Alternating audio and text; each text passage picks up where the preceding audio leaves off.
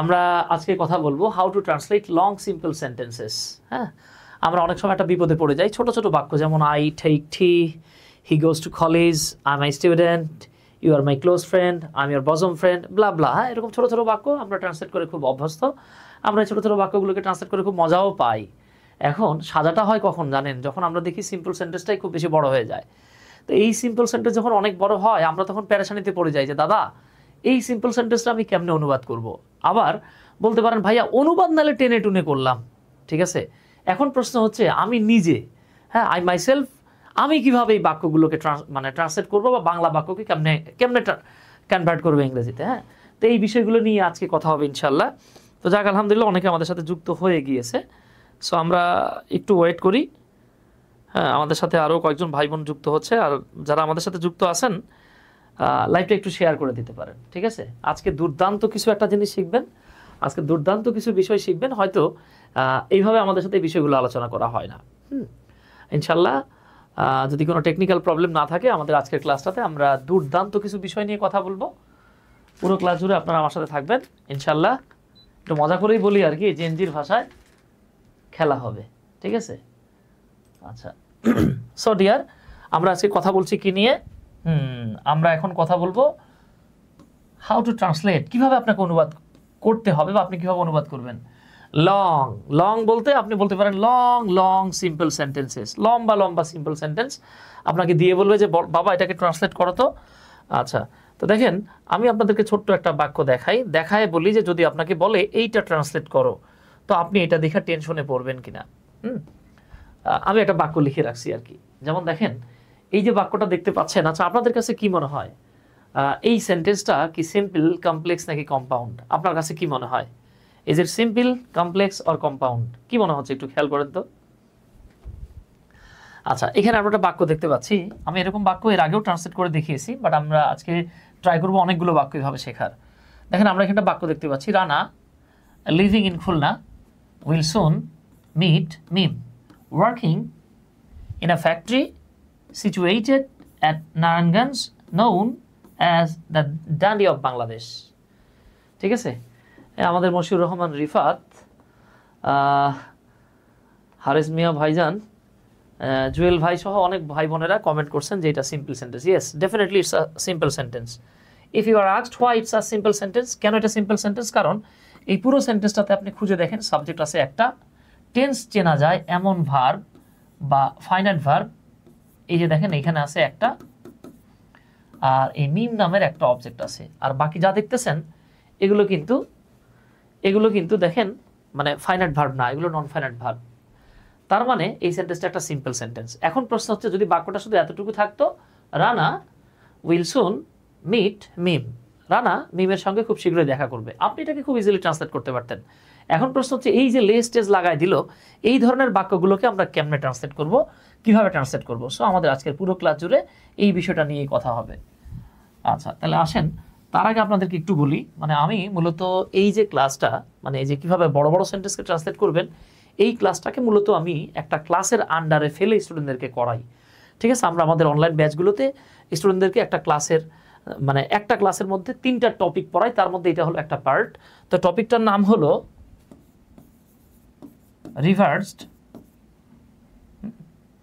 Reverse translation. এই টপিকটার নাম হলো রিভার্স ট্রান্সলেশন।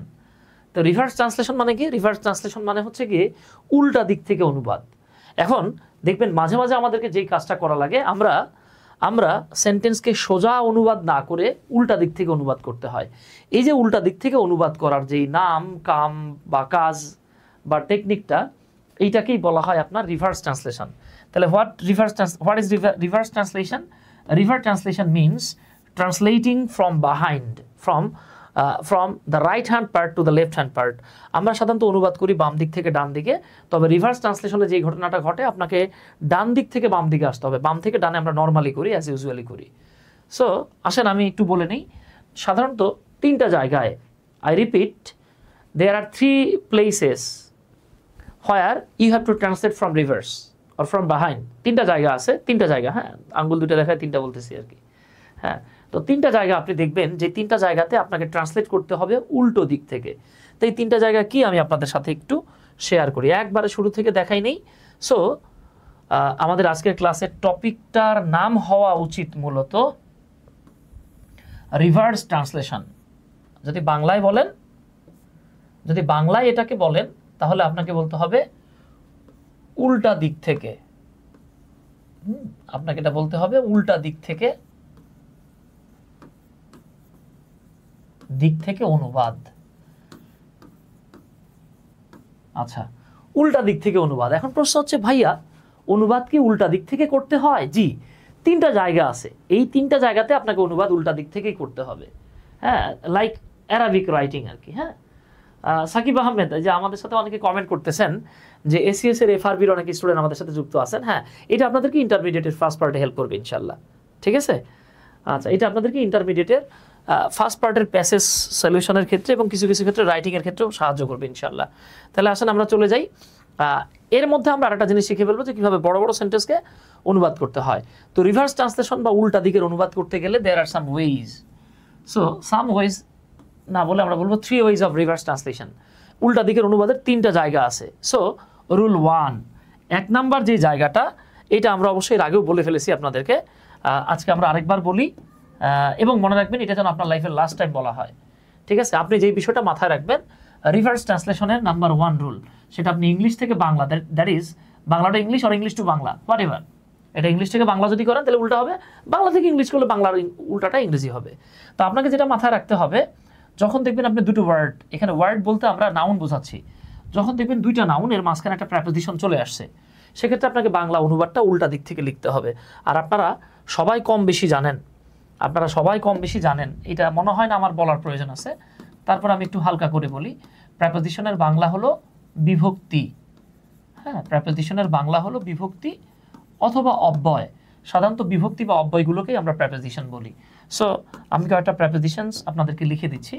যেমন ইন, বাংলা হলো এ, অন্তস্থ অ, তয়কারে তে। অফ, বাংলা হলো র, এর, ঠিক আছে? এগুলো আমার মনে হয় বলার দরকার নাই। হ্যাঁ, অন, বাংলা হলো মূলত উপরের। বাংলাটা কি? মূলত উপরের। তবে আপনি যদি উপরে বলেন, it's okay, no problem with that, আপনি উপরেও বলতে পারবেন, ঠিক আছে? আচ্ছা, এরপরে খেয়াল করেন, আপনি যদি বলেন আন্ডার, এই আন্ডার মানে আপনি বলবেন নিচের, আবার এই আন্ডার মানে নিচেও হয়, ঠিক আছে? সিমিলারলি আপনি যদি বলেন বিসাইড, সো বিসাইড মিনস পাশের। এখানে কিন্তু দুটো বিভক্তি না, আপনি আবার বলেন না ভাইয়া এখানে 2টা বিভক্তি আছে পাশ যোগের, নো, এটা একটাই। হ্যাঁ, অথবা পাশে, অর্থাৎ আপনি পাশে বলেন আর পাশের বলেন, বাংলাটা কি হবে, ইংরেজিটা কি হবে? বিসাইড। এবার আমরা যেটা বলছিলাম, যখন আমরা দেখব দুটো নাউন মাঝখানে চলে আসছে একটা প্রেপোজিশন, এই ক্ষেত্রে বাংলা অনুবাদটা হবে কমপ্লিটলি অপোজিশন। সো আসেন আমরা একটা উদাহরণ দিই। যেমন আপনি যদি বলেন the people of the villages of Bangladesh, এই যে আপনি জাস্ট একবার একটু খেয়াল করেন তো বাবা, এখানে পিপল হচ্ছে নাউন, ভিলেজেস হচ্ছে নাউন, বাংলাদেশ হচ্ছে নাউন। সো প্রেপোজিশন 2 নাউনের মাঝখানে প্রেপোজিশন পাইছেন। তাহলে এই প্রেপোজিশনের বাংলা হলো এর অথবা র বা এর, যেটা বলেন আর কি, র অথবা এর। হ্যাঁ, র অথবা এর, এটা এর বা র লিখছি, আপনি র অথবা এর বলেন। এখন আপনি কি বলবেন?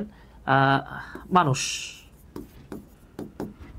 হ্যাঁ, মাথায় রাখবেন, বাংলায় গ্রাম বললেই গ্রামগুলো বোঝায়, এখানে আপনার গ্রামগুলো বলার দরকার নাই, ঠিক আছে? আর বাংলাদেশ হলো বাংলাদেশ। এখন ও মাই গড, এখন আপনি যদি বলেন এর, তাহলে আপনি কি বলবেন? মানুষের গ্রামের বাংলাদেশ? নাও, মানুষের গ্রামের বাংলাদেশ হয়, হবে না। তাহলে এই যে উল্টো দিক থেকে আসতে হবে দাদা। তাহলে উল্টা দিক থেকে আসলে কি হইতেছে? উল্টা দিক থেকে আসলে হচ্ছে বাংলাদেশের গ্রামের মানুষ অথবা বাংলাদেশের গ্রামের মানুষেরা। সো আপনি কি দেখতে পেলেন? এই যে আমরা যখন দুটো ওয়ার্ড মাঝখানে প্রেপোজিশন পেয়েছি, অনুবাদটা কমপ্লিটলি অপোজিশন হয়ে গেছে, ঠিক আছে? আশা করি ইনশাল্লাহ এইটা জানার জন্য আর রকেট সায়েন্স আপনার খুঁজতে হবে না। সো আপনাদেরকে জাস্ট আরেকবার বলে নেই, আমি এটা নিয়ে খুব বেশি পেঁচাবো না। আপনাদেরকে যে বিষয়টা নিয়ে সবচেয়ে বেশি খুব বেশি মনোযোগ দিতে হবে আর কি, সেটা হলো 3 নাম্বার রুলটা। তো 1 নাম্বার রুলে আমরা চলে আসলাম।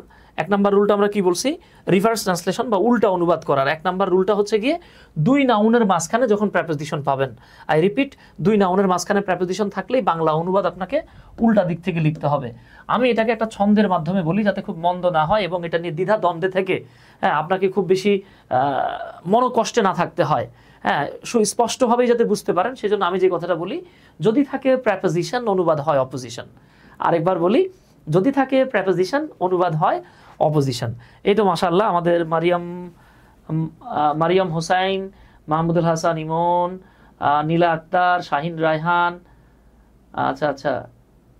আচ্ছা সিনহা রায়হান, অনিক হাসান ভাই সহ যারা যারা কমেন্ট করছেন সবাইকে আমি আসলে অসংখ্য ধন্যবাদ জানাচ্ছি আমাদের সাথে যুক্ত থাকার জন্য আপনাদেরকে, জাযাকাল্লাহ। হিমেল ভাই, আচ্ছা ধন্যবাদ হিমেল ভাই। আচ্ছা, তো যারা আছেন একটু কাইন্ডলি ক্লাসটা একটু শেয়ার করে দিন। দুর্দান্ত একটা বিষয় আপনার ভাই বোনেরা, আপনার ফ্রেন্ডরা জানতে পারবে। তাহলে আমরা যেটা বলতেছিলাম, উল্টা দিক থেকে অনুবাদ করার যে টেকনিকটা, মানে আমরা মূলত আজকে বলবো কিভাবে বড় বড় সিম্পল সেন্টেন্সকে অনুবাদ করতে পারেন। তবে ওইখানে গিয়ে এই রুলগুলো কাজে লাগবে, বিধায় আমি আগে বলে নিচ্ছি। আচ্ছা মাশাআল্লাহ, ধন্যবাদ। এই যে পারছেন আপনারা। তাহলে বিষয়টা আসতেছে, এখন আপনি বড় বড় অনুবাদগুলো কেমনে করবেন। এই যে তাহলে আমরা যে জিনিসটা শিখলাম, যে জিনিসটা দেখলাম, সেটা হলো বাংলায় এরকম হবে। বাংলায় হবে এরকম। কিরকম?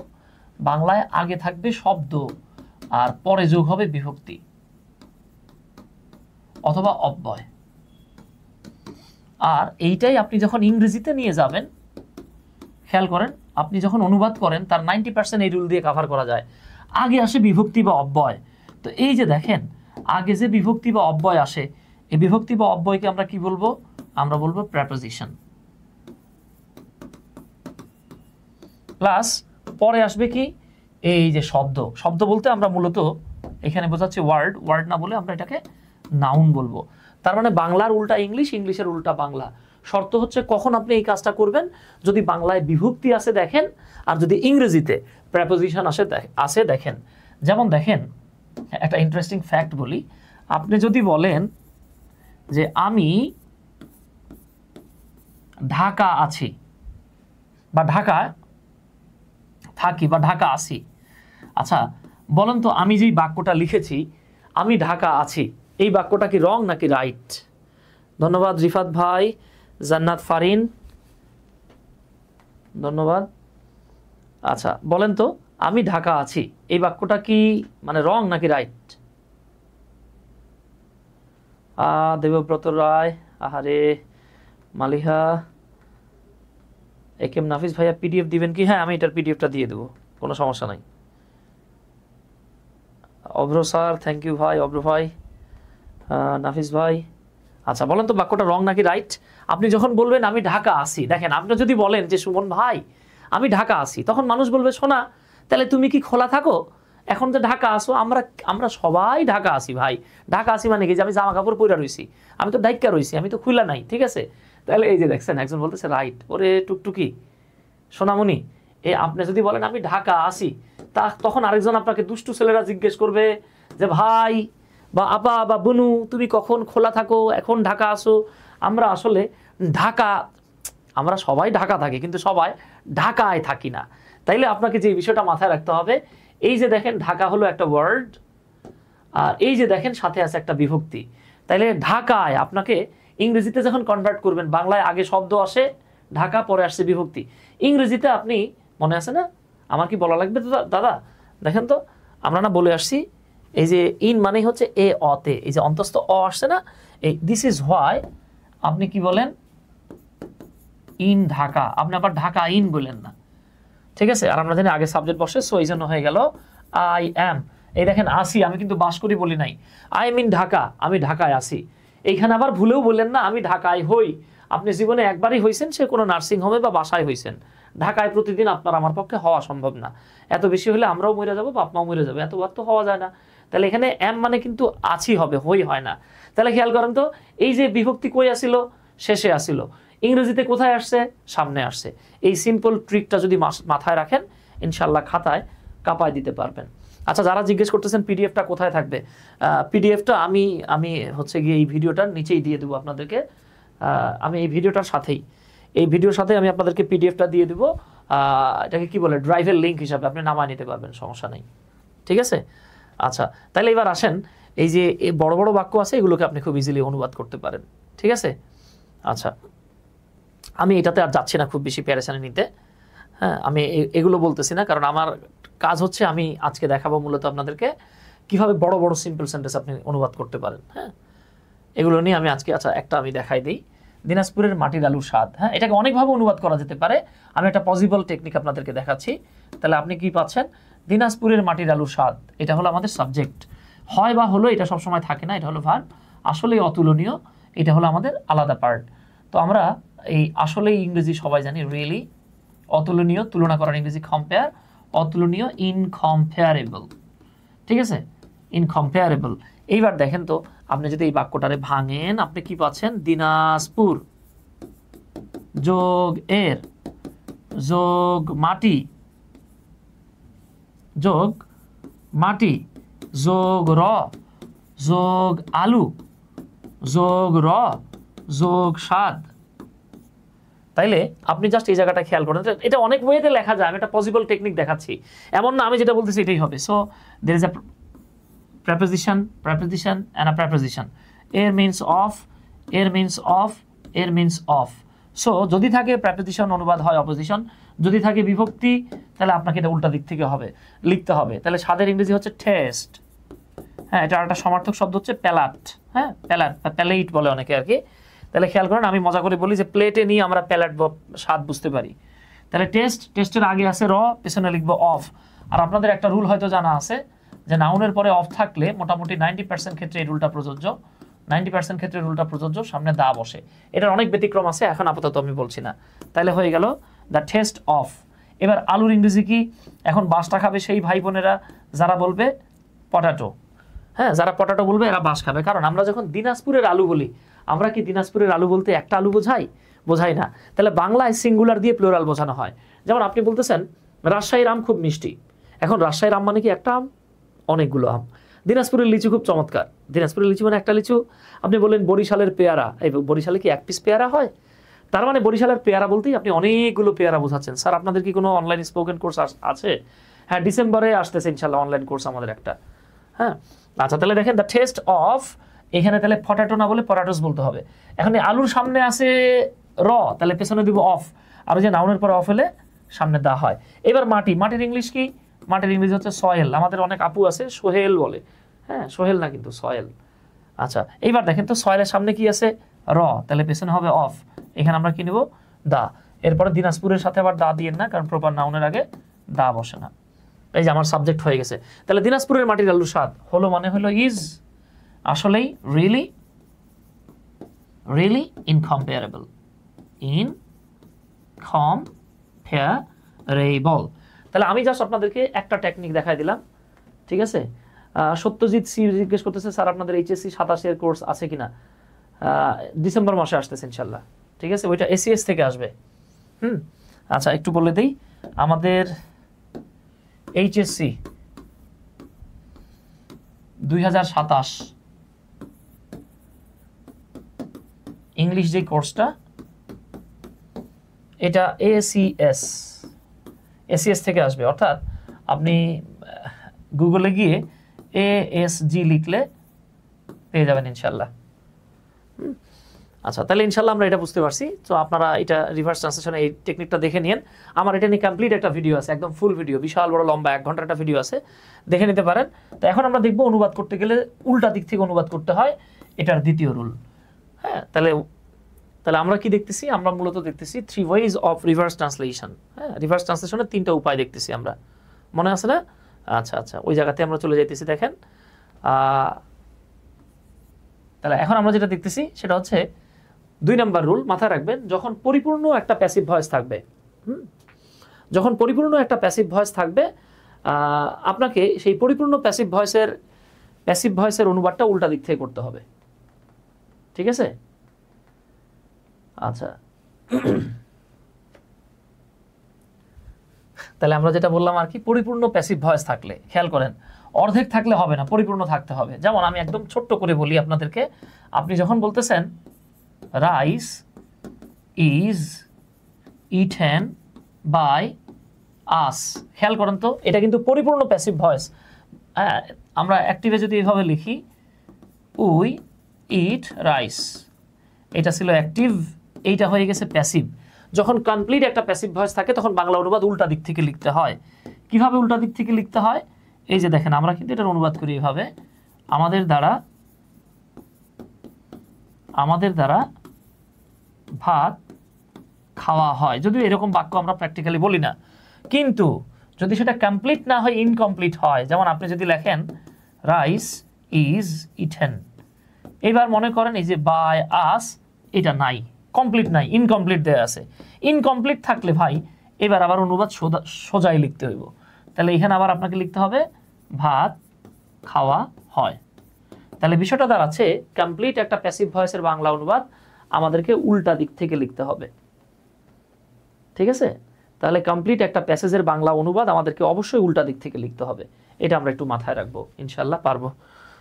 আচ্ছা, তাহলে আমরা দুটো জায়গায় আমরা উল্টা দিক থেকে অনুবাদ করব। দেখি মনে আছে কিনা রুলগুলো, কেউ একজন কমেন্ট করেন তো। আমরা দুইটা জায়গায় অনুবাদ উল্টা দিক থেকে করব, দেখি কে বলতে পারবেন কোন কোন জায়গা, বলেন দেখি। আমরা দুইটা জায়গায় উল্টা দিক থেকে অনুবাদ করব, দেখি কে কে বলতে পারবেন। এই মাত্র শিখলাম। কুইকলি বলতে হবে, hurry up man.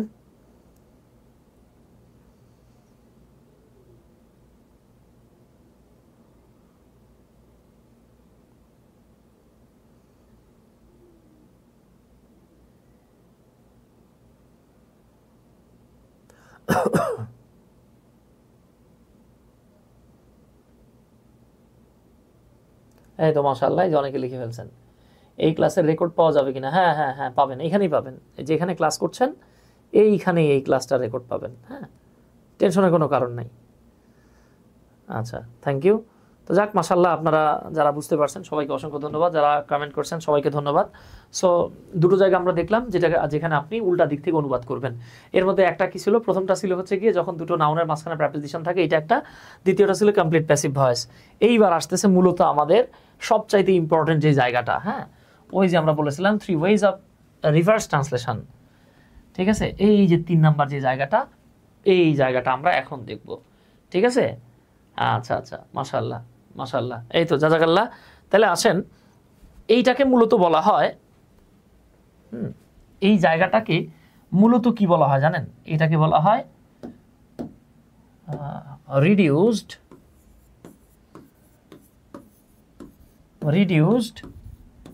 Adjective clause.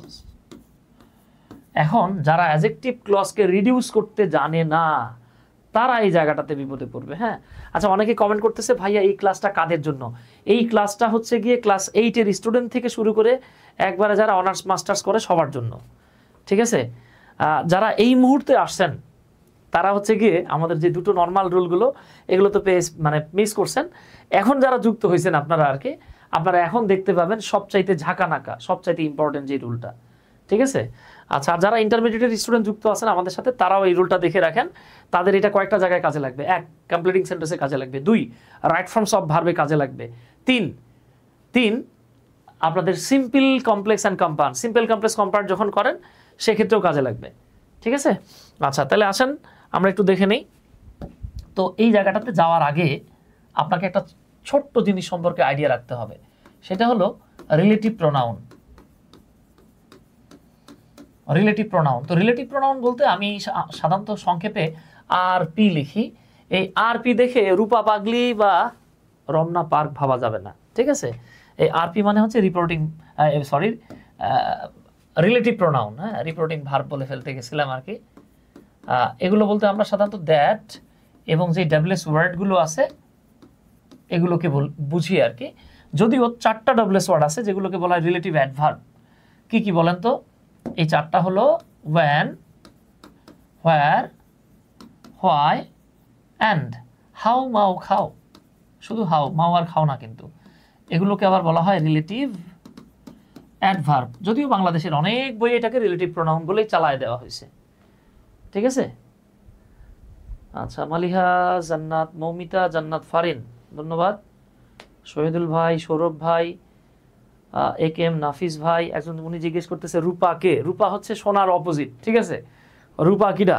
এই পাশের রুমে আমার বউ আছে, আপনারা সংসারে আগুন লাগান না, খালি বারবার জিগান রূপা কে, রূপা কে।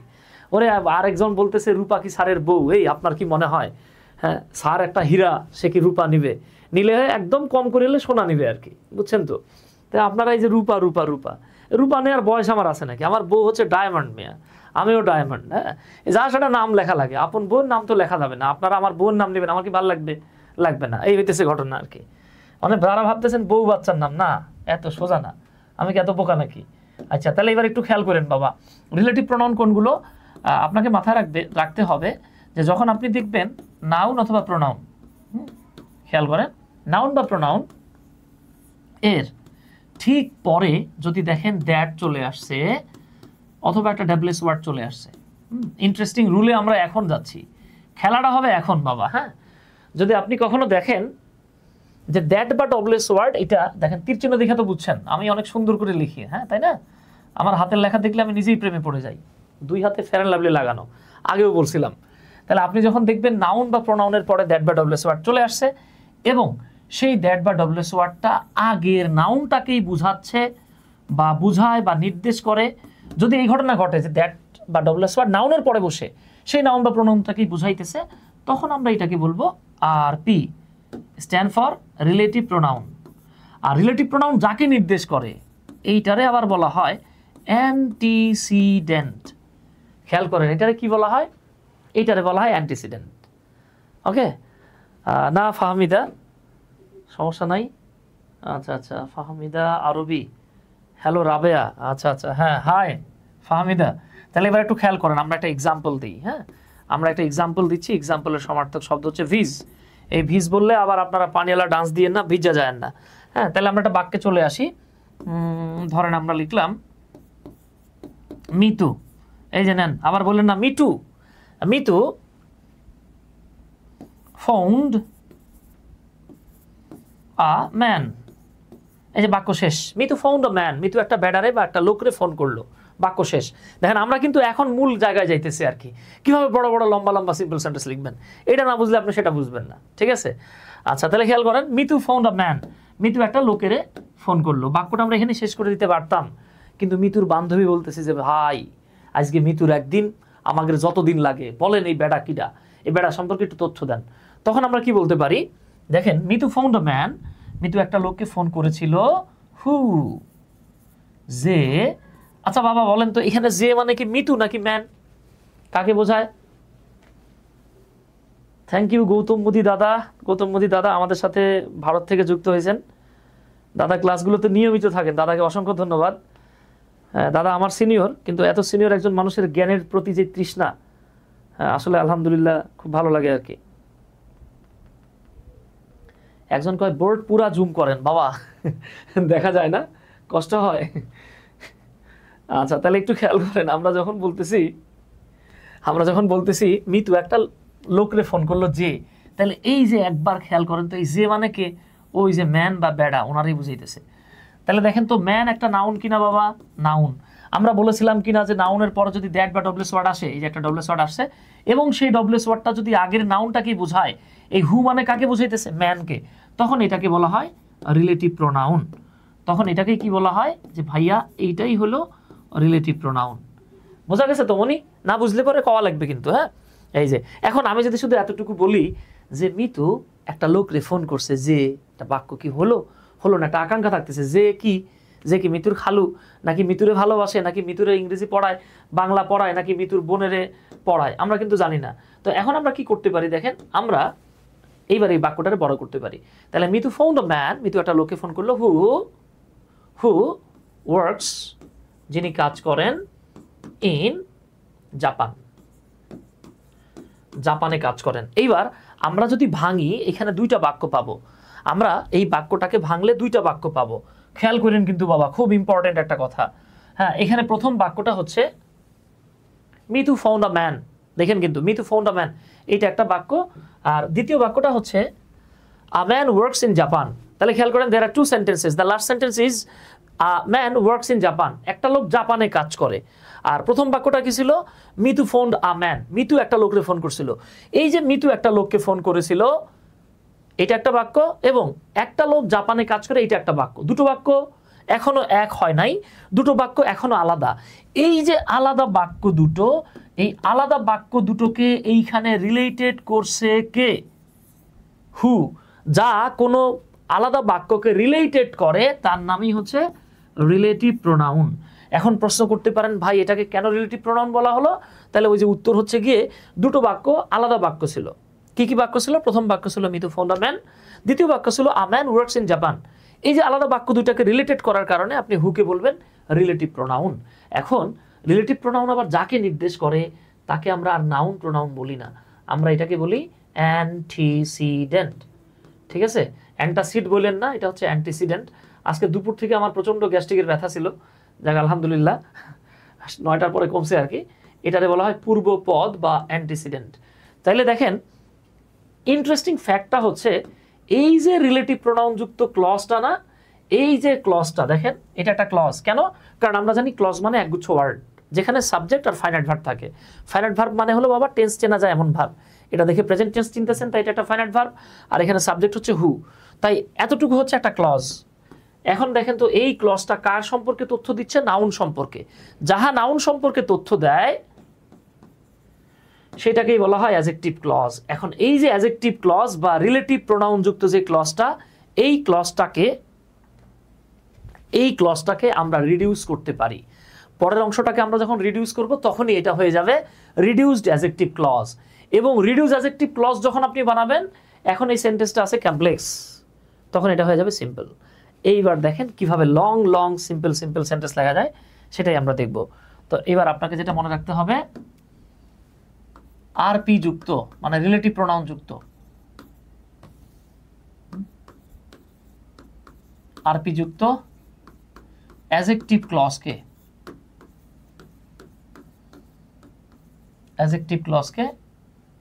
রিডিউস করার নিয়ম,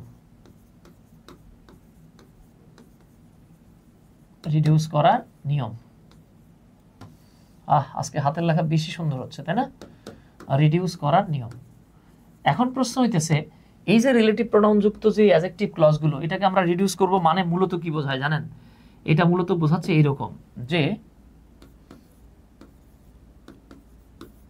আরপি যুক্ত কমপ্লেক্সকে সিম্পল করার নিয়ম।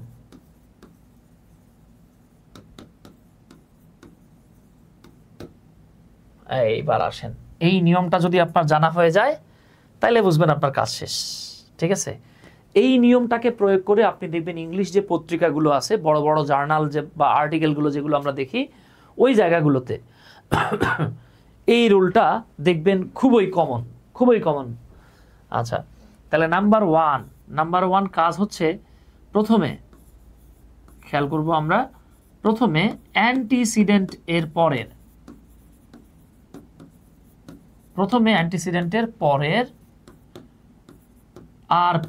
আরপি মানে বুঝছেন তো রিলেটিভ প্রোনাউন টি উঠে যায়। তাহলে প্রথমে রিলেটিভ প্রোনাউন যেটা থাকে সেটা উঠে যায়। হ্যাঁ, আচ্ছা 2 অক্সিলারি ভার্ব থাকলে সেটিও উঠে যায়, না থাকলে উঠবে না। হ্যাঁ, সেটিও উঠে যায়। 3 অ্যাক্টিভ ভয়েসে ভার্ব প্লাস আইএনজি যোগ হয়। 4 প্যাসিভ ভয়েসে V3 হয়। জাস্ট যদি এটা আপনার মাথায় থাকে কিচ্ছা শেষ। ঠিক আছে, জাস্ট এতটুকু মাথায় থাকলে কিচ্ছা শেষ। আচ্ছা, আমাদের রিলেটিভ প্রোনাউনগুলো কোন পার্টস অফ স্পিচের অন্তর্গত? রিলেটিভ প্রোনাউনগুলো প্রোনাউনেরই অন্তর্গত, তবে ক্ষেত্র বিশেষে তারা কনজাংশনের কাজ করে। ঠিক আছে, আবার দেখবেন রিলেটিভ প্রোনাউন যেহেতু ভার্ব নিতে পারতেছে, তার মানে সে প্রোনাউন। বুঝতে পারছেন তো ভাই? এটাকে কনজাংশনও বলা যাবে না। হ্যাঁ, কিছু ক্ষেত্র বিশেষে আপনার কাছে কনজাংশন মনে হতে পারে, বাট তারা মূলত প্রোনাউন, রিলেটিভ প্রোনাউন। হ্যাঁ, আচ্ছা ঠিক আছে। তাহলে এই রুলটা আপনাকে মুখস্থ করতে হবে। রুল নাম্বার 1 কি বলতেছে? অ্যান্টিসিডেন্টের পরে যে রিলেটিভ প্রোনাউন সেটা উঠে যায়, অক্সিলারি ভার্ব থাকলে তাও উঠে যায়, অ্যাক্টিভ হলে আইএনজি যোগ হয়, প্যাসিভ হলে স্যার সবই তো এফআরবিতে পড়া। সাকিব আহমেদ ভাই মারাত্মক একটা কথা বলছেন, দেখছেন ভাই? এই যে হায়ার লেভেলের ক্লাসগুলো আপনারা এফআরবিতে পাচ্ছেন, সো যারা এসিএস এর এফআরবিতে আছেন আপনারা পুরো কোর্স শেষে দেখবেন ইংরেজিতে আপনারা অনেক আগায় গেছেন, এবং অ্যাডমিশনে গিয়ে দেখবেন আপনার 90% মিনিমাম 80% কাভার হয়ে গেছে ইনশাল্লাহ। ঠিক আছে? আচ্ছা, তাহলে এবার আসেন আমি আপনাদেরকে একটু লিখে দেখাই, হ্যাঁ, তারপরে মূল ঘটনায় যাব আমরা। যদি এরকম একটা বাক্য পান, she will help the boys, সে ছেলেদেরকে সাহায্য করবে। এটাকে আমরা একটু মোটা করে দেই। আমি একটা বাক্য লিখতেছি, দেখেন, she will help the boys, একটা মেয়ের কথা বলতেছি যে এই মেয়েটা ছেলেদেরকে সাহায্য করবে, বাক্য শেষ। এবার দেখেন এটা একটা নাউন, তাই না? আমরা এখন চাচ্ছি যে না, আমরা এটাকে বড় করব। হু, যারা, লিভস, লিভস দেওয়া যাবে না কারণ বয়েজ আছে, লিভ ইন স্লামস, যারা বস্তিতে থাকে। এখন বলতে পারেন ভাইয়া বস্তির আগে দা দিলেন না কেন? আমি বলেছি স্লামস মানে অসংখ্য বস্তিতে থাকে, কোনো নির্দিষ্ট বস্তির ছেলেকে এই মেয়েটা সাহায্য করবে না, সে বস্তিতে বসবাসকারী সব ছেলেদেরকে সাহায্য করবে, নির্দিষ্ট না। সো আমরা এখানে দা লিখি নাই। এইবার এই জায়গাটাতে বলেন তো আপনারা অ্যান্টিসিডেন্ট কোনটা? রশিদুল ইসলাম মাহমুদুল হাসান ভাই, থ্যাংক ইউ। আচ্ছা, আপনাকে যদি বলা হয় যে ভাইয়া বলেন তো এইখানে অ্যান্টিসিডেন্ট কোনটা, তাহলে আপনি খুব ইজিলি বলতে পারবেন ভাই রিলেটিভ প্রোনাউন যাকে নির্দেশ করে, এই হু কাকে নির্দেশ করতেছে? বয়েজকে। তাইলে বয়েজটা হলো আমাদের অ্যান্টিসিডেন্ট, সংক্ষেপে লিখলাম, আর হু হচ্ছে আমাদের রিলেটিভ প্রোনাউন। এইবার এই যে রিলেটিভ প্রোনাউন যুক্ত যেই অংশটা, এই অংশটাকে আপনি যদি একটা কমপ্লিট সেন্টেন্স হিসেবে নেন, সেক্ষেত্রে দ্বিতীয় সেন্টেন্সটা হচ্ছে দ্য বয়েজ, খেয়াল করেন, the boys leave in slums. এখন আমাকে জাস্ট আপনারা বলেন এই সেন্টেন্সটা the boys leave in slums, এটা অ্যাক্টিভ নাকি প্যাসিভ? একটু কুইকলি বলেন তো। এই তো, ধন্যবাদ। তাই এবার দিশা, সৌরভ ভাই, তানজিলা খাতুন, আবু হারিস ভাই, বলেন তো এটা অ্যাক্টিভ নাকি প্যাসিভ? আব্দুল্লাহ, হুমায়ুন কবির ভাই, আচ্ছা, একেএম নাফিজ, এটা অ্যাক্টিভ নাকি passive? What do think about the sentence? Tanjila Khatun, so fast. ও তুহিন শাহ, দা বয়েজ কেন ভাইয়া? হ্যাঁ, এখানে ওই যে মানে একটা মেয়ে ছেলেদেরকে, নির্দিষ্ট ছেলেদেরকে সাহায্য করবে, বস্তি নির্দিষ্ট না। আর আপনি যদি বস্তিটাও নির্দিষ্ট করেন, ওকে, আপনি এখানে একটা দা দিতে পারেন। ঠিক আছে? আপনি চাচ্ছেন যে নির্দিষ্ট বস্তির নির্দিষ্ট ছেলে, ওকে। হ্যাঁ, অনির্দিষ্ট বস্তির নির্দিষ্ট ছেলে হইতে পারে, সমস্যা নাই। এই তো মালিহা, মৌমিতা, আব্দুল্লাহ, নাফিস ভাই, সৌরভ ভাই, সবাই অ্যাক্টিভ লিখছে। রশিদুল ইসলাম ভাই, মুন্না ভাই, মুন্না ভাই এমবিবিএস। তাইলে আমরা এখন এটাকে রিডিউস করব। রিডিউস করলে কি হবে?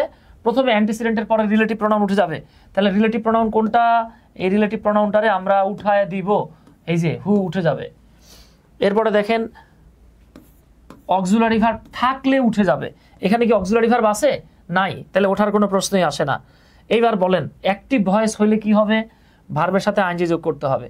তাহলে এখানে আমরা এই ভার্বটাকে মুছে ফেলবো, মুছে ফেলে ভার্বের সাথে আমাদেরকে একটা আইএনজি যোগ করতে হবে। সো এইবার দেখেন আমরা এবার মূল ঘটনাতে চলে আসছি। হ্যাঁ, তাহলে এবার এরকম হবে, she will help the boys. এবার রিলেটিভ প্রোনাউন উঠে গেল, অক্সিলারি ভার্ব নাই, উঠলো না, মূল ভার্বের সাথে আইএনজি যোগ হয়ে গেল কি এইখানে যেই ঘটনাটা ঘটছে এটা হয়ে গেছে লিভিং ইন স্লামস। আচ্ছা দেখেন তো, who live in slums, who live in slums, there are 4 words, but in the sentence below there are 3 words। এই যে 4টা ওয়ার্ড এখন 3টা ওয়ার্ড হয়ে গেছে। রিডিউস হয়েছে কিনা বাবা? রিডিউস হয়েছে না ফরিদ ভাই? আচ্ছা দেখেন তো রিডিউস হয়েছে কিনা। এইবার মাথায় রাখবেন, যতটুকু রিডিউস হবে ততটুকুর অনুবাদ উল্টা দিক থেকে করতে হবে। এইবার একটা নোট নেন, এবার একটা খুব গুরুত্বপূর্ণ নোট নেন, সেটা হলো যতটুকু যতটুকু রিডিউসড হবে তার অনুবাদ উল্টা দিক থেকে লিখতে হবে, উল্টা দিক থেকে লিখতে হবে। এইবার কাম সারছে। তাহলে আসেন আমরা যখন বাংলায় অনুবাদ করি, বাংলা অনুবাদের নিয়ম হচ্ছে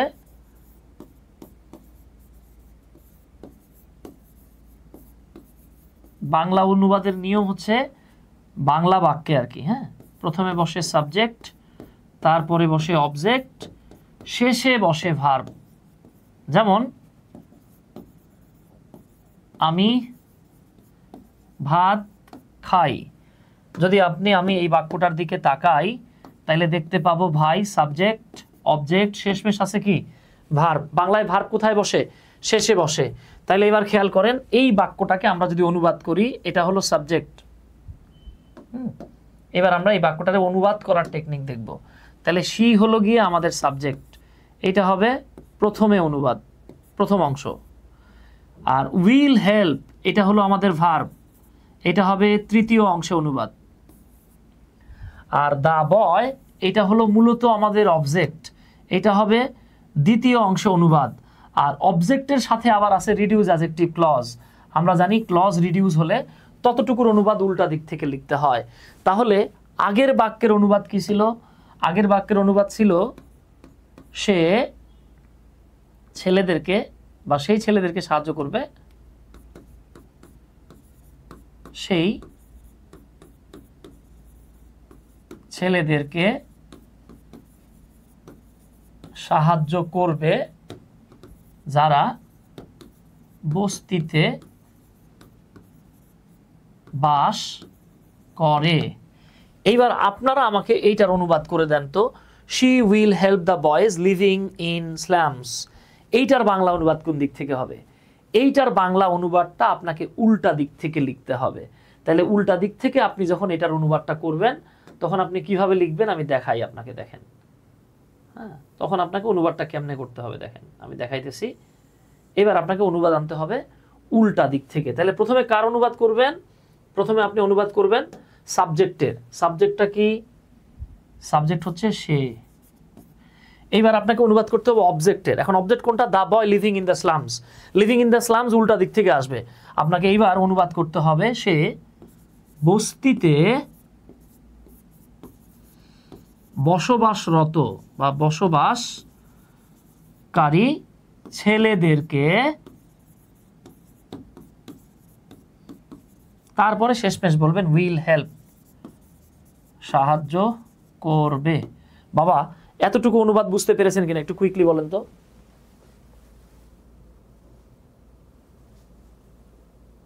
দেখেন তো অনুবাদটা উল্টা দিক থেকে কেন লিখলাম। এই যে মাশাআল্লাহ তুহিন ভাই লিখছে বস্তিতে বসবাসকারী ছেলেদেরকে সাহায্য করবে। না না, সাবজেক্টটা তো আগে আনতে হবে তুহিন ভাই। হ্যাঁ, এই তো ধন্যবাদ তুহিন শাহ, চমৎকার লিখছেন। সোলামেন ভাই চেষ্টা করছেন, থ্যাংক ইউ। মাহমুদুল হাসান ভাই বলতেছে মাথা ঘুরায় বমি বমি লাগে। ও না সরি, বমি বলেন নাই, মাথা ঘুরানোর একটা ইমোজি দিচ্ছেন, সুন্দর ইমোজি। আমি ইমোজি দেওয়া শিখি নাই, বউর থেকে মাঝে মাঝে শিখে নেই আর কি, যে খুশি হলে কি ইমোজি দেওয়া লাগে, রাগ করলে কি। হ্যাঁ আচ্ছা, এইবার দেখেন কিন্তু তাহলে মাথা রাখবেন যেখানেই রিডিউস সেখানেই উল্টা দিক থেকে অনুবাদ লিখতে হবে, ঠিক আছে। এইবার আসেন আপনাদেরকে আরেকটা বাক্য লিখে দিচ্ছি। হ্যাঁ, ধরেন আমরা লিখলাম রানা।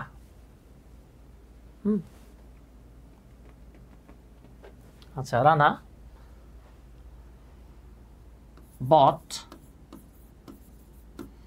a car, রানা একটা গাড়ি কিনেছিল, which or that was imported from London। আচ্ছা, এবার আপনি খেয়াল করেন তো এটা কি? এটা হলো অ্যান্টিসিডেন্ট। দ্যাট কি? দ্যাট হলো রিলেটিভ প্রোনাউন, ঠিক আছে। আচ্ছা, আর এই জায়গাতে যদি তাকান এইটা হলো আমাদের অক্সিলারি ভার্ব, ইম্পোর্টেড এটা হলো মেইন ভার্ব। এখন এই যে that was imported from London, তাই না? That was imported from London. তাহলে আমি এই বাক্যটাকে লিখে দিই, দ্যাট বলতে মূলত বোঝাচ্ছে আখার ওয়াজ ইম্পোর্টেড ফ্রম লন্ডন। এবার বলেন তো এই বাক্যটা কি অ্যাক্টিভ নাকি প্যাসিভ?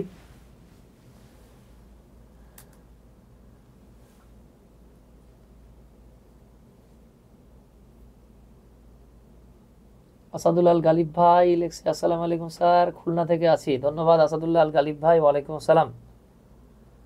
হুমায়ুন ভাই বলছেন জলের মতো ক্লিয়ার। আচ্ছা, আব্দুল্লাহ ভাই বলতেছেন প্যাসিভ। আচ্ছা, এক ভাই বলতেছেন হুম কি হবে। আচ্ছা ঠিক আছে, আপনাদের এই কোশ্চেনটা আমি বুঝছি। তানজিলা খাতুন ধন্যবাদ। এটা নিয়ে আমি আরেকদিন লাইভে আসার চেষ্টা করব খুব কুইকলি। হ্যাঁ, তাইলে এবার একটু খেয়াল করি আমরা। এবার একটু খেয়াল করি, দেখেন তো এটা কিন্তু একটা প্যাসিভ সেন্টেন্স। তাইলে আমাদের কিন্তু জানা আছে প্রথমে অ্যান্টিসিডেন্টের পরে রিলেটিভ প্রোনাউনটা উঠে যায়। তাহলে প্রথমে কি হয়, রিলেটিভ প্রোনাউন উঠে যায়, অক্সিলারি ভার্ব থাকলে সেটা উঠে যায়। তাহলে আমরা রিলেটিভ প্রোনাউন উঠাই দিলাম, অক্সিলারি ভার্ব আছে এটা উঠাই দিলাম। প্যাসিভ হলে কি হয়, প্যাসিভ হলে V3 হয়, অলরেডি V3 তে আছে। তাহলে আমরা এই পুরো বাক্যটাকে এইভাবে লিখব। আমরা কি লিখব, রানা বট আ কার, এবার দেখেন হয়ে গেছে ইম্পোর্টেড ফ্রম লন্ডন। এইবার এই দুটো বাক্যের তুলনামূলক আলোচনা করব আমরা।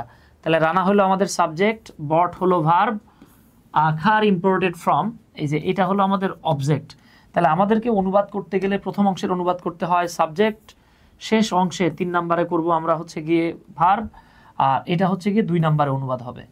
ঠিক আছে, তাহলে আমি প্রথম অংশটার অনুবাদ একটু আপনাদেরকে বলে দেই। এই অংশটার অনুবাদ ছিল এরকম, রানা একটা গাড়ি কিনলো বা কিনেছিল যেটা লন্ডন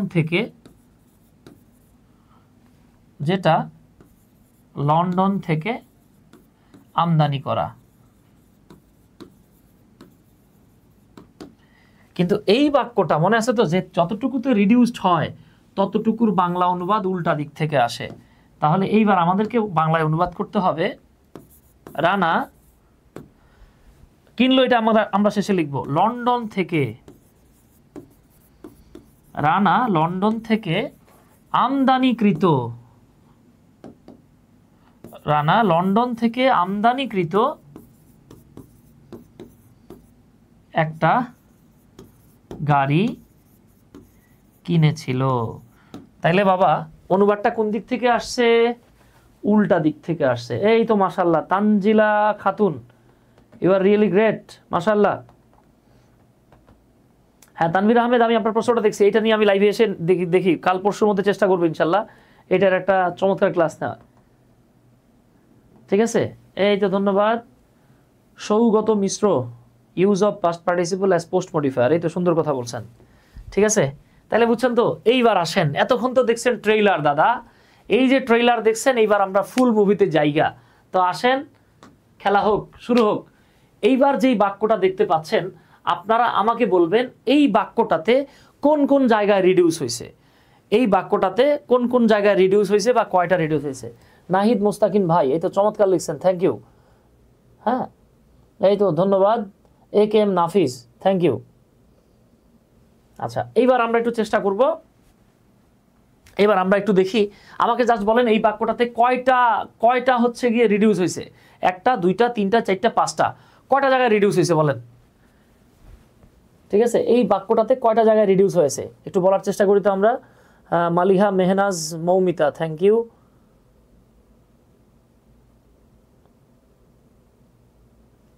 আচ্ছা, জাস্ট কমেন্ট করেন 1 2 3 4। হ্যাঁ 1 2 3 4 5, এখানে কয়টা রিডিউস অ্যাডজেক্টিভ ক্লজ ব্যবহৃত হয়েছে।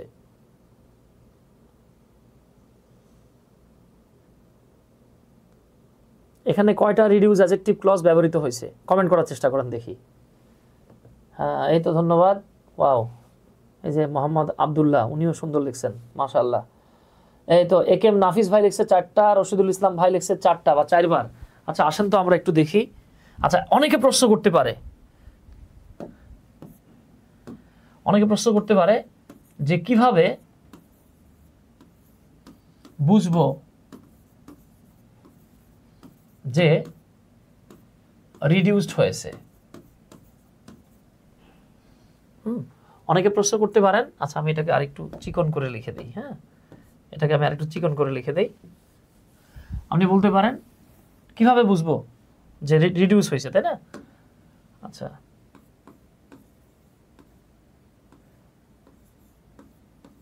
কিভাবে বুঝবো ক্লজ রিডিউসড হয়েছে? হ্যাঁ, এটা হতে পারে একটা দুর্দান্ত কোয়েশ্চেন। দেখেন কিভাবে বুঝবেন আপনি। আচ্ছা মাথায় রাখেন, যদি দেখেন যে নাউন অথবা প্রোনাউন, পিএন ফর প্রোনাউন, এরপরে কোনো কাজ কাম নাই, অহেতুক দেখতেছেন এর সাথে আইএনজি যোগ হয়ে গেছে, তাহলে বুঝবেন এখানে রিডিউস হয়েছে। দেখতেছেন কোনো কাজ কাম নাই, V3 হয়ে গেছে, তাহলে বুঝবেন রিডিউস হয়ে গেছে। হ্যাঁ, আপনাকে আরেকটা জিনিস চেক করতে হবে। আপনি দেখবেন এই নাউনের পরে আর এই ভার্বের আগে হু দিয়ে বাক্যটাকে বড় করা যায় কিনা, অথবা হ্যাঁ এই বাক্যটাকে এই যে হু অথবা হুইচ দিয়ে বাক্যটাকে বড় করা যায় কিনা। যদি বড় করা যায় তাহলে বুঝবেন যে এটা ছোট করে রিডিউস করা হয়েছে।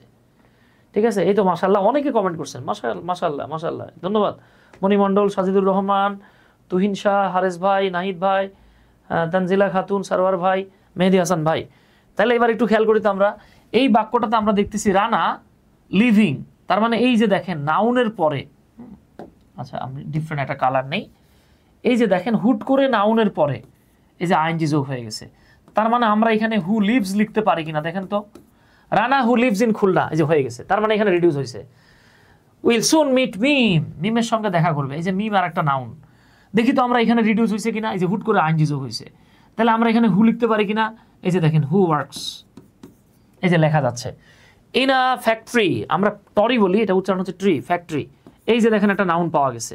হ্যাঁ, এরপরে কোনো কথা নাই, বার্তা নাই, এখানে V3 চলে আসছে। এখানে কি হয়েছিল, কথাবার্তা নাই, আইএনজি যোগ হয়েছে। এখানে কি হয়েছিল, কথাবার্তা নাই, হুদাই অহেতুক আইএনজি যোগ করছে। ওরা আইএনজি যোগ করছে, তাহলে আমরা একটু এবার দেখি মাঝখানে হু বা হুইচ লেখা যায় কিনা। দেখেন তো আমরা লিখতে পারি কিনা, হুইচ ইজ সিচুয়েটেড, ওমা লেখা যায় তো, তার মানে কাজ হয়ে গেছে। এরপরে আছে নারায়ণগঞ্জ। নারায়ণগঞ্জ কি একটা noun? Yes, Narayanganj is a noun, এই যে নাউন।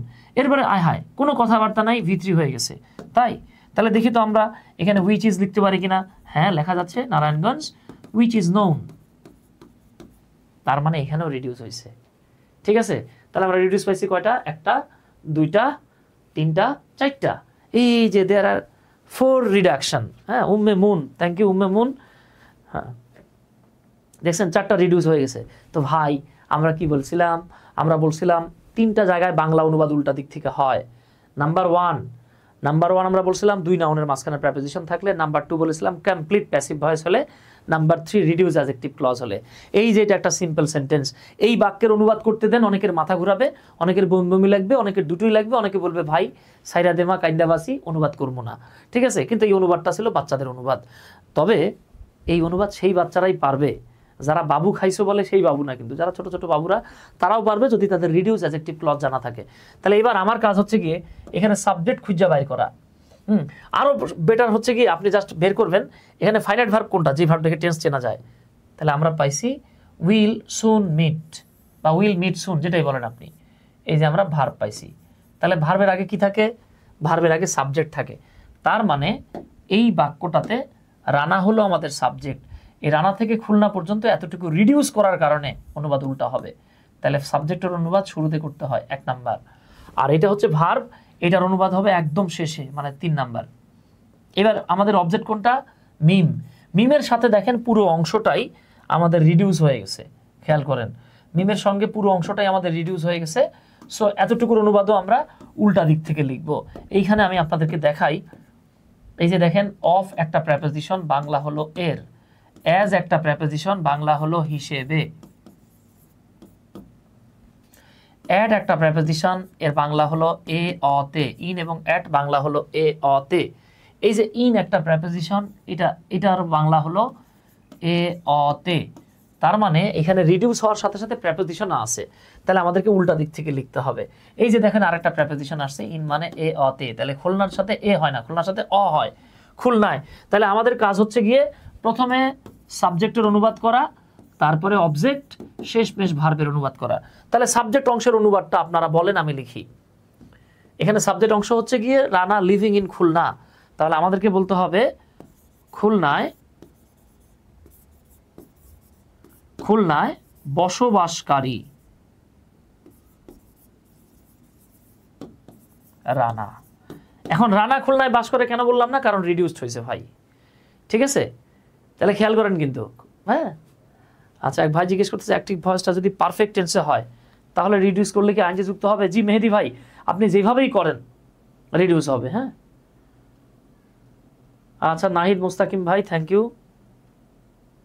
ইউ নাহিদ ভাই। আচ্ছা, এই আমাদের রশিদুল ভাই জিজ্ঞেস করতেছে ডান্ডি কি? ডান্ডি কি কে বলতে পারবেন? আমি বলতেছি, হ্যাঁ। ডান্ডি কি, তার আগে দেখি কে বলতে পারেন ডান্ডি কি, বলেন হোয়াট ইজ ডান্ডি? হ্যাঁ, তবে আমরা ওই যে দেখি দুষ্টু পোলাপাইন যারা আছে, বিশেষ করে সাপ্রি বা টোকাই, এরা নেশা করে ড্যান্ডি নামে এক ধরনের আঠা দিয়ে, এইটারে আবার সে ড্যান্ডি ভাইবেন না। ডান্ডি কি কে বলতে পারবেন?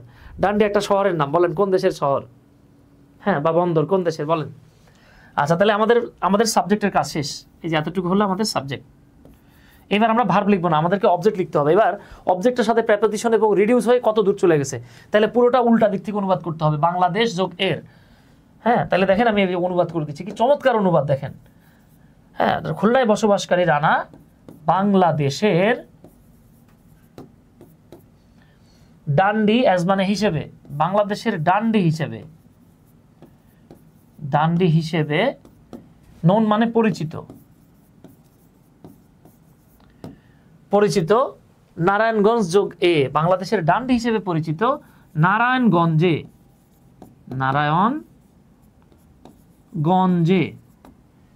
সিচুয়েটেড মানে অবস্থিত। খেয়াল করছেন? তাহলে খুলনায় বসবাসকারী রানা বাংলাদেশের ডান্ডি হিসেবে পরিচিত নারায়ণগঞ্জে অবস্থিত। আ ফ্যাক্টরি মানে কি একটা কারখানা, ইন মানে অ, তাহলে একটা কারখানায়, খেয়াল করছেন, একটা কারখানায়, ওয়ার্কিং মানে কর্মরত, মিট মানে হলো কারো সাথে দেখা করা, এখানে উইথ লিখতে হয় না, মিট মানে আই উইল মিট ইউ, মানে কি আমি তোমার সাথে দেখা করব। তাহলে কর্মরত মিমের সাথে, এইবার শেষ পেশ আনেন, উইল সুন মিট, তাহলে কি হবে? শীঘ্রই দেখা করবে।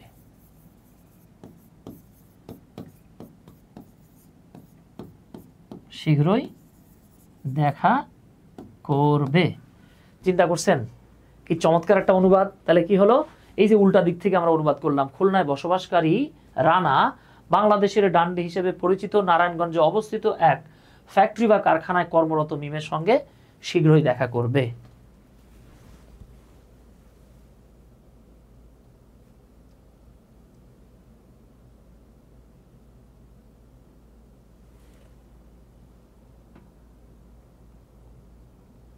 ঠিক আছে? জি, ডান্ডি একটা জায়গার নাম। ড্যান্ডি না কিন্তু। এই যে আমাদের আব্দুল্লাহ লিখে ফেলছে স্কটল্যান্ড। ইমরান খান ভাই, থ্যাংক ইউ। রাউফুন ইসলাম, মাশাআল্লাহ, অনেক সুন্দর নাম। ঠিক আছে, এই তো নাফিস ভাই, আলহামদুলিল্লাহ। তাহলে দেখছেন এই যে বড় বড় সিম্পল সেন্টেন্স, হ্যাঁ, এই ক্লাসটার জন্য সবচেয়ে বেশি অনুরোধ ছিল আমাদের আবু হারেজ মিয়া স্যারের। তো আমাদের এই ক্লাসটা মূলত, যারা আমাদের এই ক্লাসটার সাথে যুক্ত হয়েছেন, এই ক্লাসটা মূলত আমাদের একটা কোর্স, একটা রানিং কোর্স। কোর্সটার নাম হলো ইংলিশ ফর টিচার্স, মানে শিক্ষকদের জন্য ইংরেজি। হ্যাঁ, ওই কোর্সেরই একটা ক্লাস আপনাদের সাথে শেয়ার করছি আমরা আর কি। হ্যাঁ, আচ্ছা, ঠিক আছে। এই যে মাশাআল্লাহ দেখছেন, অনেকে চমৎকার করে অনুবাদ করছেন। এই যে আমাদের মালিহা জান্নাত মৌমিতা লিখছেন, খুলনায় বসবাসকারী রানা বাংলাদেশের ডান্ডি হিসেবে পরিচিত নারায়ণগঞ্জ অবস্থিত কারখানায়। ধন্যবাদ। ঠিক আছে, আচ্ছা, তাহলে মাশাআল্লাহ পারছেন আপনারা। ও যারা এই ক্লাসটা করতেছেন, এটা মূলত ইংলিশ ফর টিচার্স কোর্সের একটা ক্লাস। যারা বিশেষ করে আপনার ক্লাস 10 পাস করছেন, ইংরেজির প্রতি মারাত্মক আগ্রহ, তারা থেকে শুরু করে যে কেউ আমাদের এই কোর্সে যুক্ত হতে পারবেন। আচ্ছা, এবার চলে আসেন 2 নাম্বার যেই বাক্যটা। আচ্ছা, এইখানে কয়টা রিডাকশন বা রিডিউস হয়েছে বলেন দেখি, বলতে পারেন কিনা?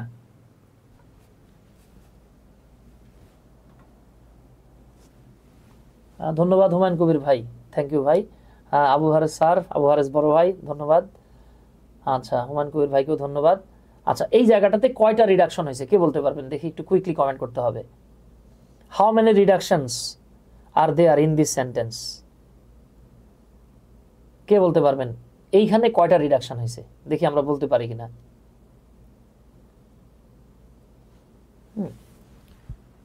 এইখানে কয়টা রিডাকশন হয়েছে আমরা একটু বলতে পারি কিনা চেক করি প্লিজ। হ্যাঁ,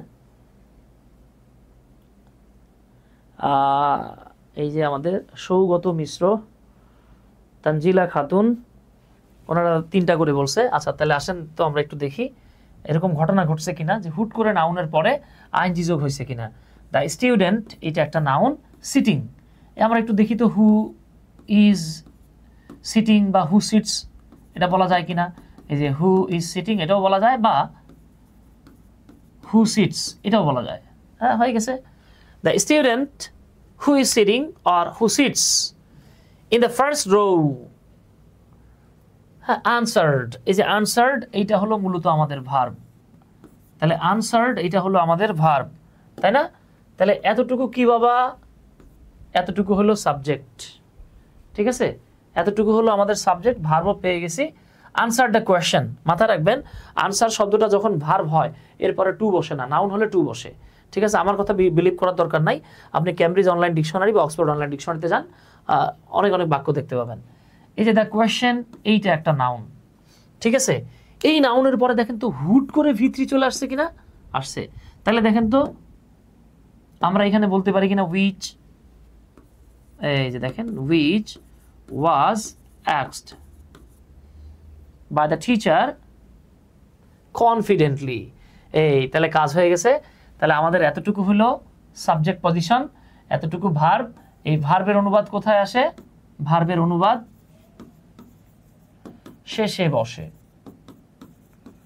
তাহলে প্রথম অংশে কি আসবে? রো মানে হচ্ছে সারি, দেখি এটার অনুবাদ করতে পারেন কিনা। উম্মে মুন বলছে 2টা, হ্যাঁ এইখানে বাবা মূলত হয়েছে 2টাই।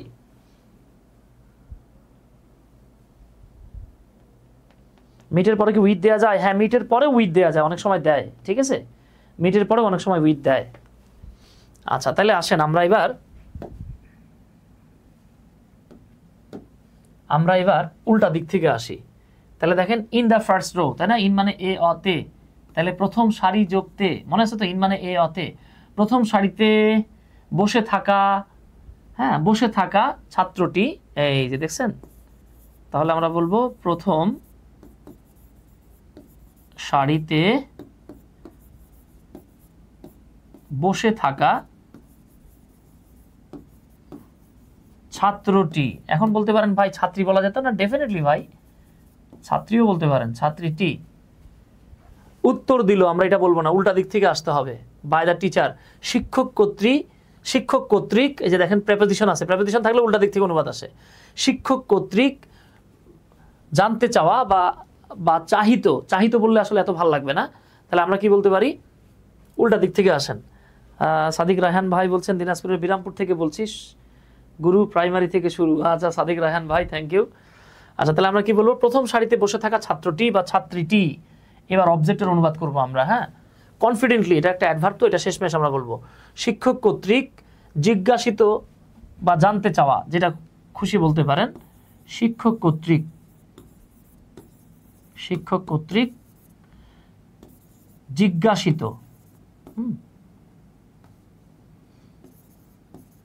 জিজ্ঞাসিত অথবা জানতে চাওয়া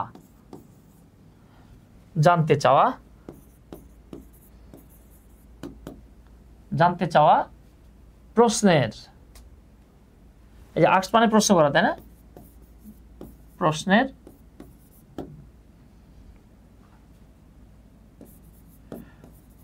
উত্তর। এইবার দেখেন মানে প্রশ্নের, এবার দেখেন এই যে আনসার, উত্তর দিল। তাহলে আমরা কি বলবো? প্রথম সারিতে বসে থাকা ছাত্রটি শিক্ষক কর্তৃক জিজ্ঞাসিত বা জানতে চাওয়া প্রশ্নের উত্তর দিল বা জবাব দিল, ঠিক আছে? এটা আমাদের হচ্ছে ভার্ব, এই যে জবাব দিল। এখন কনফিডেন্টলি মানে আত্মবিশ্বাসের সাথে, তাহলে এই কথাটাকে আপনি কোথায় লিখবেন? সাবজেক্টের পরপর লেখেন, শুনতে ভালো লাগবে। তাহলে দেখেন প্রথম সারিতে বসে থাকা ছাত্রটি আত্মবিশ্বাসের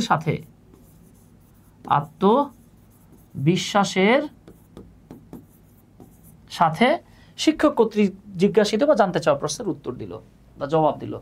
দেখছেন? আচ্ছা, পারছেন না ইনশাল্লাহ? হ্যাঁ, তাহলে আমরা এইভাবে খুব সহজে চমৎকার ওয়েতে প্রশ্নগুলোর উত্তর করতে পারি। এখন আমাদের গিট্টুটা লাগে কোন জায়গায়? আমরা রিডিউসড অ্যাডজেক্টিভ ক্লজ যেটা, এটাই ধরতে পারি না। আমরা রিডিউসড অ্যাডজেক্টিভ ক্লজ ধরতে পারি না বলেই আমাদের গিট্টুটা লেগে যায়। তাইলে এইবার দেখেন, এই যে একটা বড় বাক্য, আপনি কিভাবে বুঝবেন এটা একটা সিম্পল সেন্টেন্স? তাহলে আমরা দেখতেছি the farmers growing hybrid rice in Barisal district. এখানে একটা জায়গা তো এমন কোনো ভার্ব পান না যেটা দেখে টেন্স চেনা যায়। হ্যাঁ, গ্রোয়িং দেখে কন্টিনিউয়াস টেন্স চেনার সুযোগ নাই, কারণ সামনে আমি জান নাই। সোল্ড, এই যে একটা ভার্ব পাচ্ছেন আপনি, ভার্ব, এটা ফাইনাইট ভার্ব, তার মানে আগের যে পুরো অংশটা এইটা হলো আমাদের সাবজেক্ট। এবার একটু দেখেন তো এইখানে কি রিডিউসড হয়েছে? ডেফিনেটলি হয়েছে, আমি বলবো না কোন জায়গায় হয়েছে। এবার দেখেন দেয়ার রাইস, সোল্ড দেয়ার রাইস, এই যে দেয়ার রাইস অবজেক্ট। এবার দেখেন তো রাইস একটা নাউন কিনা? নাউনের পরে হারভেস্টেড চলে আসছে। ফার্মার্স নাউন কিনা? এরপরে এই যে ভার্বের সাথে আইএনজি চলে আসছে। ঠিক আছে? Last week at a local market, এটা হলো বাকি অংশ। এই যে এটা হলো অবজেক্ট, এইটা হলো আপনাদের হোমওয়ার্ক। ঠিক আছে? এটা হলো আপনাদের হোমওয়ার্ক। তাহলে এইভাবে আপনি, মালিহা সুন্দর লিখছেন, থ্যাংক ইউ। ক্লাসটা করে মজা পাচ্ছি রশিদুল ইসলাম ভাই, ধন্যবাদ রশিদুল ইসলাম ভাই। আচ্ছা, এই তো তানজিলা খাতুন চমৎকার লিখছেন, মাশাআল্লাহ। এইখানেও কিন্তু দুইটা হয়েছে, তাহলে এটা আপনাদের হোমওয়ার্ক, আপনারা নিজেরা করেন। হ্যাঁ, এটা একদম সহজ। হি বরা খার, এই যে দেখেন একটা নাউন, তাহলে হি হলো আমাদের সাবজেক্ট, প্রথম অংশে অনুবাদ হবে। বট, এটা হলো ভার্ব, এটা কোথায় হবে? শেষে অনুবাদ হবে, শেষে অনুবাদ। আখার, এটা হলো আমাদের অবজেক্ট। এই দেখেন নাউনের পরে হুট করে V3 আসছে, তাহলে আমরা বলতে পারি কিনা উইচ ওয়াজ, হ্যাঁ এই লেখা যাচ্ছে উইচ ওয়াজ, তার মানে এটা হলো আমাদের অবজেক্ট। এবার উল্টা দিক থেকে আসেন, এই যে দেখেন আবার প্রেপোজিশন, আবার প্রেপোজিশন। তাহলে আমরা প্রথমে কি বলবো? এই যে সহজটা আমি করে দিচ্ছি। সে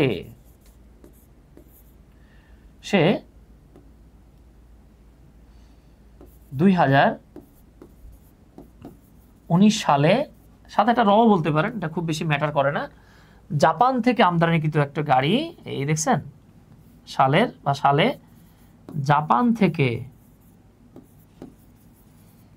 থেকে আমদানিকৃত একটা গাড়ি, এইবার শেষমেশ ভার্ব বট, কিনেছিল বা কিনলো অথবা কিনেছিল। এই যে দেখেন হোয়াট এভার, যেটাই বলেন কাজ হয়ে গেছে। ঠিক আছে? আশা করি বুঝতে পারছেন ইনশাল্লাহ। হ্যাঁ, এই ছিল হচ্ছে আমাদের মূলত। আর আপনারা যারা প্র্যাকটিস চাচ্ছেন যে ভাই এরকম আমাদেরকে প্র্যাকটিস দেন, আপনি বানায় দেন, ঠিক আছে, এটা আমরা কেমনে করবো? হ্যাঁ, এটাও আমি আপনাদেরকে বানায় দিয়ে দিব না। আমি আপনাদেরকে যে ক্লাসটা করালাম এইটার প্র্যাকটিস শিট, হ্যাঁ এইটার প্র্যাকটিস শিট আমি আপনাদেরকে আগামীকাল আমাদের পেজেই আপলোড করে দেব। ঠিক আছে?